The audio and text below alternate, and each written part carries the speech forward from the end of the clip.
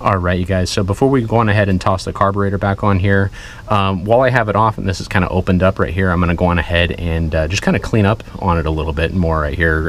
You know, I got some degreaser. We'll scrub it down a little bit. I got some paint for it, so I figure might as well mask off some stuff and just give it a nice little coat of paint right here, just help it look a little bit better. And then from there, we can move along to the valve covers and the replacing the wires and the plugs and all that fun stuff. So let's go on ahead and get on it.